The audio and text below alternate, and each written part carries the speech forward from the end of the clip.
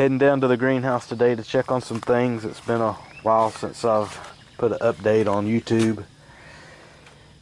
Last year I tried to do the hydroponics and things worked really good for a short period of time, like a month, but things like these tomato plants that had a real long fruiting period without a recirculating pump, and I just did the Kratky buckets and it just didn't do good. It needed a recirculating pump. So this year I just threw some Miracle-Gro into the buckets that I used last year, and I've got some killer tomato plants. They're looking really good. Everything's probably about 5 foot high. Some of these stalks are just huge. Like this tomato plant was planted the same time these were. It was just in this bucket with these peppers. And let's check out these pepper plants. They're doing great. In the back here I've got some sugar snap peas. They're not doing quite as good. I need to get something for them to run on. Maybe they can run up these tomato plants. And this is a cherry tomato plant. It's got all kind of... Let's get rid of that. Cherry tomatoes. And this year I installed a watering system. It's just one of these low water pressure things that spray. And I got sprayers all around. This one over here, really, I guess it ain't doing no good because it's blocked by that monster plant. Got some bush beans.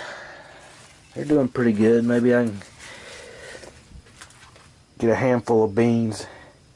I used to have a garden right out here, but it was just so much work and weeding and everything. I built this greenhouse, raised it up. It's just a Harbor Freight 6x8 greenhouse, but it was so short. I raised it up and put it on a platform and put some pavers down inside.